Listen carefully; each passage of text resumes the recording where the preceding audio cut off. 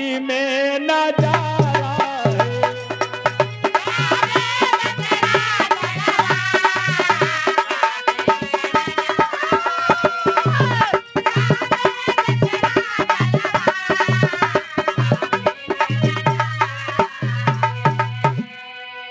हमें ये भी प्यारा है, हमें वो भी प्यारा है, लेकिन बिरहा में मर्द बद एक लाइन के जो फर्ज और जो फर्ज निभाता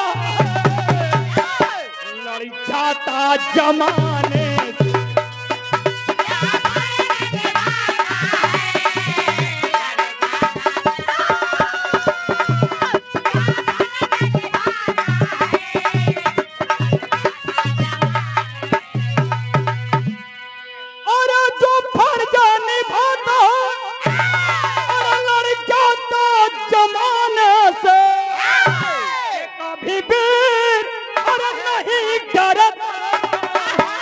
खुद खून बहाने से भवन में जाने बदे भोला जब बढ़ा एक कदम, बोला है बालक ना जाने दूंगा तेरे में। शंकर जी सोच रहे हैं कि मड़ई के अंदर प्रवेश करे, गणेश जी रोक दिए। अब शंकर जी गुस्सा में लाल मार के 5 चिलम 3 मुहवा लेके दौड़ रहे।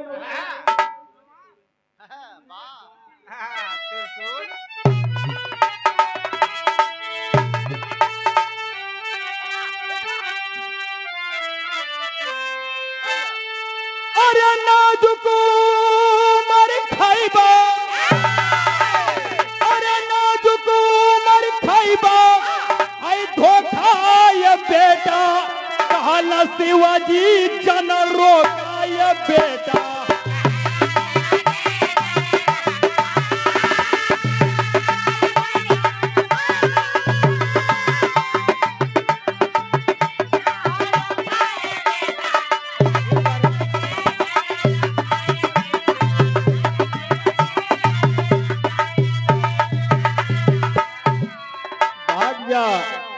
जेकरा के समझ है लतुआ बन माई, जानला संसार अरे हमारी लुगाई, तना बचाला बामो को ये बेटा, कहला शिवजी जन रोका ये। शंकर जी कहला भाग जा नहीं रेव दे। अब गणेश जी गुस्सा में लाल होके बिरहा टेरी में, बुढ़ौती तुहरी बिगड़ी बुढ़ऊ, मनबा अगर बात ना दे पटक कर।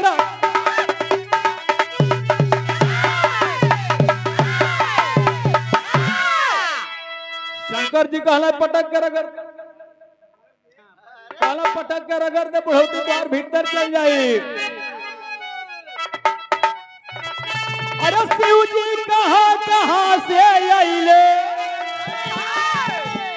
शिव जी कहाँ से आइले, कहाँ कब पैदा तू भइले,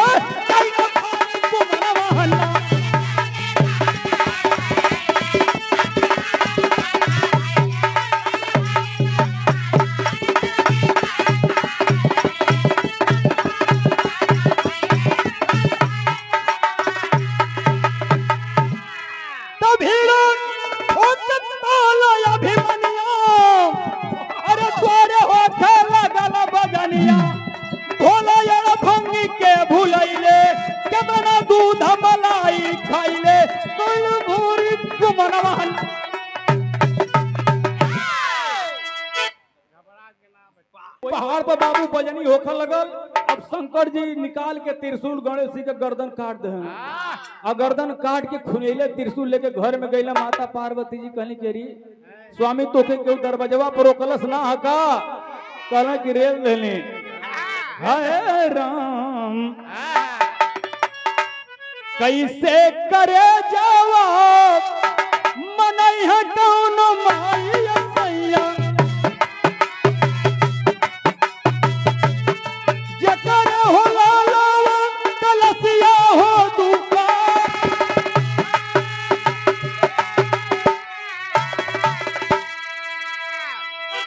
कहला कि कोनो माई कैसे अपने ममता करे जा के मनाइए बाबू जे करे बेटवा का लाश दुआर बा। लेकिन शंकर भगवान जी खोजले मूड़ी ना मिलल, हाथी के बच्चा का मूड़ी काट के जोड़ के जिया देना तो बिरहा खड़ी भई।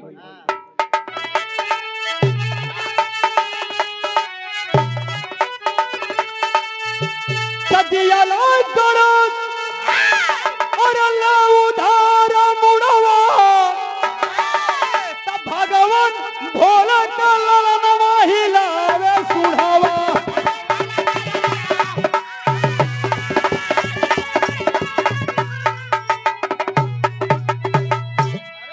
ये बाबू सोच सोच के ही बात लग जाए कलेजे छुरी, कहवा चली गई असली गणेश का मूड़ी। बच्चे का पूजा ला जहनवा हिलावे सुढ़ावा। अगर संसार में किसी की पूजा होती है तो सर्वप्रथम गणेश भगवान की पूजा होती, तब इसके बाद किसी की पूजा होती है। अरे गुरु बिहारी गुरु रामलाल वर्मा का स्वर्ग बसा चंद्रिका कवि, अरे बच्चन का विजय बताते हो।